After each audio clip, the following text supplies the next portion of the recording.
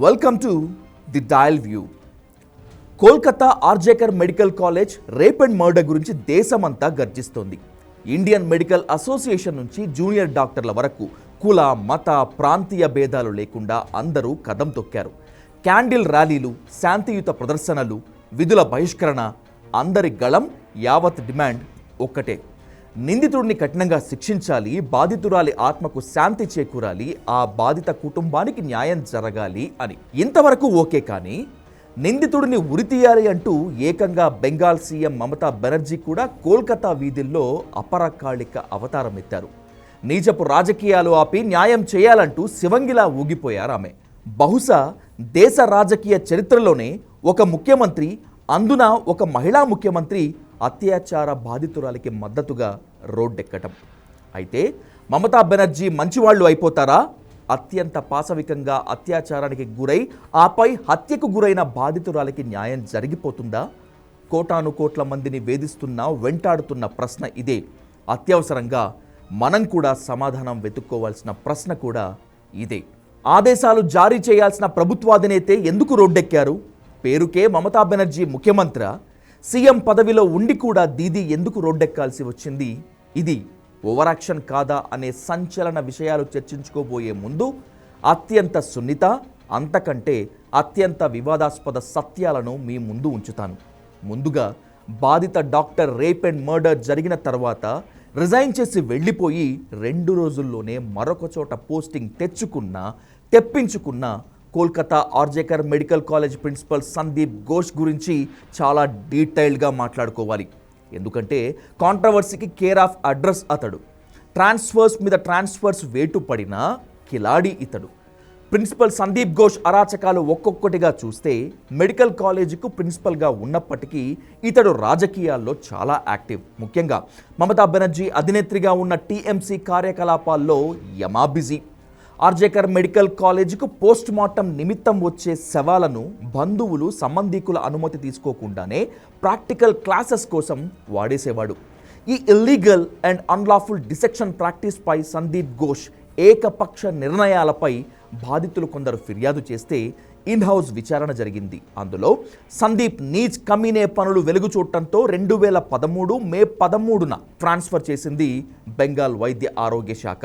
Doctor Sanath Ghosh అనే sincere డాక్టర్ను RG Kar medical కాలేజ్కు ప్రిన్సిపల్గా appoint చేస్తే బాధ్యతలను తీసుకొనివ్వకుండా ముప్పు తిప్పలు పెట్టాడు సందీప్ ఘోష్. ప్రిన్సిపల్ రూమ్కు తాళం వేయించి తన మద్దతుదారులు, విద్యార్థులతో ధర్నాలు చేయించాడు.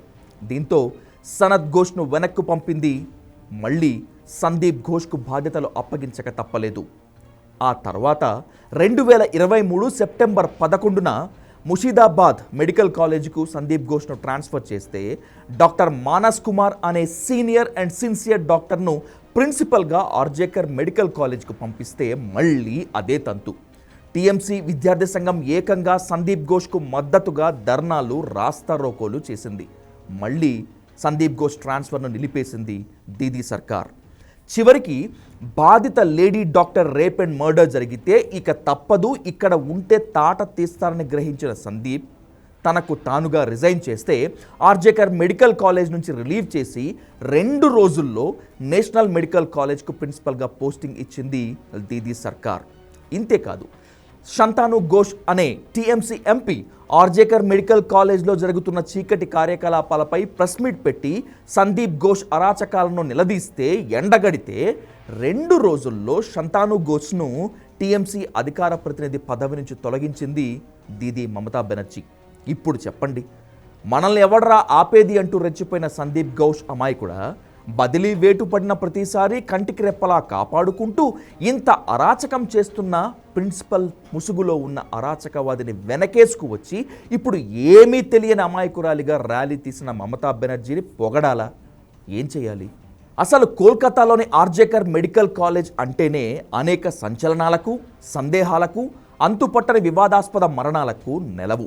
నేటికి తేలని, అంతు చిక్కని ఆ కాంట్రవర్షియల్ మరణాల్లో కొన్నింటిని గనక ఇప్పుడు మనం చూస్తే, సుమిత్రా విశ్వాస్ అనే జూనియర్ డాక్టర్ 2001 ఆగస్టు 25న హాస్టల్ రూములో ఉరేసుకొని చనిపోయాడు. ఇది సూసైడ్ కాదు, ప్రీ ప్లాన్డ్ మర్డర్ అని కొందరు వాదించారు. ఎందుకంటే ఆర్జేకర్ మెడికల్ కాలేజ్ కేంద్రంగా అశ్లీల వీడియోలు, సెక్స్ రాకెట్ దందా నడుస్తోందని, దీని గుట్టు త్వరలోనే తెలుస్తానని సవాల్ చేసిన కొన్నాళ్లకే సుమిత్రా విశ్వాస్ శవంగా మారటం ఎన్నో ప్రశ్నలకు తావిచ్చింది. 2003లో అర్జీత్ దత్తా అనే ఆర్జేకర్ హాస్పిటల్ సిబ్బందిలో ఒకరు సర్జికల్ బ్లేడ్తో మణికట్టు నరాలు తెగ్గోసుకొని బిల్డింగ్ పై నుంచి దూకి సూసైడ్ చేసుకున్నాడు. ఎందుకు తనను తాను ఇంతగా హింసించుకొని ఆర్జేకర్ దత్తా చనిపోయాడో నేటికి కూడా ఎవ్వరికీ తెలియదు. 2020 మేలో ఆర్జేకర్ మెడికల్ కాలేజ్ బిల్డింగ్ పై నుంచి దూకి 25 ఏళ్ల జూనియర్ డాక్టర్ పౌలోమి సాహా ఆత్మహత్య చేసుకుంది. ఇది కూడా నేటికి మిస్టరీయే. ఇక 2023 ఆగస్టులో ఇక్కడే ఇంటర్న్షిప్ చేసేటువంటి డాక్టర్ ఒకరు డ్రగ్ ఓవర్ డోస్ తీసుకొని చనిపోయాడు. ఇది కూడా మిస్టరీయే. ఇలా చెప్పుకుంటూ పోతే ఆర్జేకర్ మెడికల్ కాలేజ్ హాస్పిటల్ ఒక మరణాల కుప్ప, ఒక సంచలనాల సందేహాల దిబ్బ. అయితే సందీప్ ఘోష్ ప్రిన్సిపల్గా చార్జ్ తీసుకున్న తరువాత ఆర్జేకర్ మెడికల్ కాలేజ్ మరింత దారుణంగా తయారైందనేటువంటిది బహిరంగ వాస్తవం. టెండర్లలో కమిషన్ల నుంచి స్టూడెంట్స్తో లేట్ నైట్ పార్టీల వరకు ప్రిన్సిపల్ సందీప్ ఘోష్ చేయని అరాచకం లేదు. ఇది కోల్కతాలో ఓపెన్ సీక్రెట్. ఇంత జరుగుతున్నా సరే ఆర్జేకర్ మెడికల్ కాలేజ్లో వరుస అనుమానాస్పద మరణాలపై ఎంక్వైరీ కమిషన్ వేయకపోగా సందీప్ ఘోష్కు ప్రత్యక్షంగానో పరోక్షంగానో వంత పాడిన దుర్మార్గపు తత్వం మమతా బెనర్జీ సర్కార్కు మాత్రమే సొంతం. అయినా సరే అంతటి అర్ధరాత్రి ఆమెకు సెమినార్ హాల్లో ఏం పని? ఇది అత్యంత పాశవికంగా రేప్ చేయబడి అత్యంత కిరాతకంగా మర్డర్కు గురైన ఆ లేడీ డాక్టర్ గురించి ఆర్జేకర్ మెడికల్ కాలేజ్ మాజీ ప్రిన్సిపల్ సందీప్ ఘోష్ చేసిన కాంట్రవర్సీ కామెంట్. ఎంత చేస్తే మళ్ళీ 2 రోజుల్లోనే వీడికి పోస్టింగ్ ఇచ్చిన ఘనత దీదీ సర్కార్. వారే వాహ్, ఎవరు సార్ పిచ్చోళ్ళు ఇక్కడ సందీప్ ఘోష్ చేసిన నీచమైన కామెంట్కు 2012లో మమతా బెనర్జీ చేసిన అత్యంత బాధ్యతారాహిత్యమైన స్టేట్మెంట్కు చాలా దగ్గరి పోలికలు ఉంటాయి. 2012లో కోల్కతాలోని పార్క్ స్ట్రీట్లో కారులో ఒక యువతిని బంధించి ఊరంతా తిప్పుతూ రేప్ చేశారు కొందరు దుర్మార్గులు. ఆ సంఘటన గురించి స్పందిస్తూ గౌరవనీయులు మమతా బెనర్జీ గారు, అమ్మాయిలు అబ్బాయిలు స్వేచ్ఛగా మాట్లాడుకోవటం వల్లే హత్యాచారాలు జరుగుతున్నాయని అప్పట్లో సెలవిచ్చారు. ఇప్పుడు అసలు ఏమీ తెలియని వారిలా రేప్ చేసి చంపేసిన నిందితులను ఎరగదీయాలి, ఉరితీయాలని పరుగులు పెడుతున్నారు. ఇక్కడితో అంతా అయిపోయిందని అనుకోవద్దు. గౌరవనీయులు మమతా బెనర్జీ సేఫ్ గేమ్ మాత్రమే కాదు, బ్లేమ్ గేమ్ కూడా ఆడుతున్నారు. ఇది తెలుసుకోబోయే ముందు రేప్ అండ్ మర్డర్కు గురైన లేడీ డాక్టర్కు మద్దతుగా ఆర్జేకర్ మెడికల్ కాలేజ్ వద్ద జరుగుతున్న దీక్షా శిబిరంపై పదే దాడులు జరుగుతున్నాయి. న్యాయం కావాలంటూ నిందితుడికి వ్యతిరేకంగా నినదిస్తున్న జూనియర్ డాక్టర్లు మెడికల్ స్టాఫ్పై దాదాపు 7,000 మంది మెరుపుదాడి చేశారు. నిరసనకారులను పిచ్చి కుక్కలను కొట్టినట్టు కొట్టారు. ఆర్జేకర్ హాస్పిటల్ పరిసరాలను, కొన్ని గదులను ధ్వంసం చేశారు. ఎవరైతే నిందితులను శిక్షించాలని డిమాండ్ చేస్తున్నారో వాళ్లనే టార్గెట్ చేసుకొని దారుణంగా గాయపరిచారు. దీంతో ఆందోళనలు కాస్త హింసాత్మకంగా మారే పరిస్థితులు ఏర్పడ్డాయి. దీనికి తోడు ఆర్జేకర్ హాస్పిటల్లో నిర్మాణ పనులు ప్రారంభమయ్యాయి. మరమ్మతుల పేరుతో ఈ దారుణం జరిగిన సెమినార్ హాల్లో కొంత భాగాన్ని రీకన్స్ట్రక్షన్ చేసేందుకు ప్రయత్నించారు కొంతమంది. ఇందులో భాగంగా సెమినార్ హాల్ చుట్టూ ఉన్న కొన్ని గోడల్ని కూల్చేశారు. ది మోస్ట్ ఇంపార్టెంట్ సాక్ష్యాధారాలను నాశనం చేసేందుకు గాను యుద్ధ ప్రాతిపదికన మరమ్మతులు స్టార్ట్ చేశారనేటువంటిది నిరసనకారుల వాదన. అందుకే నిందితుడు సంజయ్ రాయ్ను మాకు అప్పగించండి, మేము శిక్ష విధిస్తామంటున్నారు నిరసనకారులు. To the last but not at all least, బెంగాల్లో రసవత్తర రాజకీయం నడుస్తోంది. నిజం చెప్పాలంటే బెంగాల్ కేంద్రంగా మహిళలకు భద్రత ఇవ్వటం చేతకాని తమ ఫెయిల్యూర్స్ పైన కేంద్ర రాష్ట్ర ప్రభుత్వాలు దోషి నువ్వంటూ పరస్పరం దుమ్మెత్తి పోసుకుంటున్నాయి. లేడీ డాక్టర్కే రక్షణ కల్పించలేనటువంటి నువ్వు సీఎం ఏంటి, సీరియల్ యాక్టర్లా ర్యాలీలు తీయటం ఏమిటని మమతా బెనర్జీని బీజేపీ ఆడుకుంటుంటే శవరాజకీయాలు చేస్తున్నారు అంటూ మమత కాషాయ నేతలకు కౌంటర్ ఇస్తున్నారు. అసలు ఈ దారుణం గురించి స్పందించని, కనీసం ట్వీట్ కూడా చేయని పాషాణ హృదయుడు మోడీ, అసలు సిసలైన యాక్టర్ మోడీ అంటూ మండిపడుతున్నారు మమత. ఇలా ఎవరికి వారు సేఫ్ అండ్ బ్లేమ్ గేమ్ ఆడుతున్నారు. ఇది ఒక్కడు చేసిన పని కాదు, అంటే పట్టుబడ్డ నిందితుడు సంజయ్ రాయ్ చేసిన పని మాత్రమే కాదు, ఇది పక్కా గ్యాంగ్ రేప్.